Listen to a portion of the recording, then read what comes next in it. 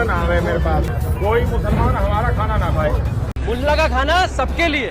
সম্প্রতি সামাজিক যোগাযোগ মাধ্যমে ভাইরাল হওয়া দুটি ভিডিও ঘিরে ব্যাপক আলোচনা সমালোচনা তৈরি হয়েছে।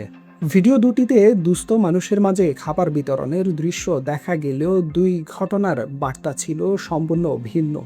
প্রথম ভিডিওতে দেখা যায় ভারতের হিন্দু রক্ষা নেতা পিঙ্কি চৌধুরী দুস্থ মানুষের মাঝে খাবার বিতরণ করছেন। এ সময় স্থানীয় একজন মুসলিম ব্যক্তি খাবারের লাইনে দাঁড়ালে তার কাছ থেকে খাবারের প্লেট কেড়ে নেন তিনি। ভিডিওতে পিঙ্কি চৌধুরীকে বলতে শোনা যায়, মোল্লারা আসবা না, আমাদের খাবার তোমাদের দেওয়া হবে না।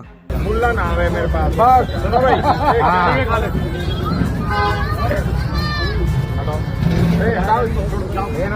তিনি আরো বলেন, কারো খারাপ লাগুক আর ভালো লাগুক, মুসলমানদের আমরা খাবার দেব না। হিন্দুরা আসলে খাবার দেব, প্রয়োজনে জানও দেব। किसी को अच्छा लगे अच्छा, कोई मुसलमान हमारा खाना ना खाए। सीधी बात है, बस हिंदू आए देंगे, कुछ भी ले ले, हमारे जान दे दो। ভিডিওটি ছড়িয়ে পড়ার পর সামাজিক যোগাযোগ মাধ্যমে সমালোচনা শুরু হয়। অনেকেই ঘটনাটিকে সাম্প্রদায়িক বিদ্বেষমূলক আচরণ হিসেবে দেখেছেন। हिंदू आए मुल्ला ना आए। এর মধ্যেই কয়েকদিন পর ভাইরাল হয় আরেকটি ভিডিও। সেখানে দেখা যায় একজন মুসলিম তরুণ দুস্থ মানুষের জন্য খাবারের আয়োজন করেছেন।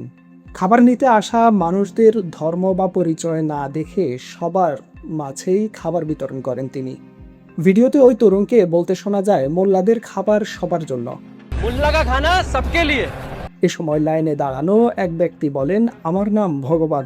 জবাবে সেই তরুণ বলেন, কোনো সমস্যা নেই, আপনি চিন্তা করবেন না, আপনি ভরপেট খান, আমাদের খাবার সবার জন্য, এটাই ইনসানিয়াত। ভিডিওটি সামাজিক যোগাযোগ মাধ্যমে ছড়িয়ে পড়ার পর অনেকেই তরুণটির মানবিক আচরণের প্রশংসা করেছেন। অনেকেই বলছেন, বিভেদ নয়, মানবিকতাই সমাজে সম্প্রীতি বজায় রাখার সবচেয়ে বড় শক্তি।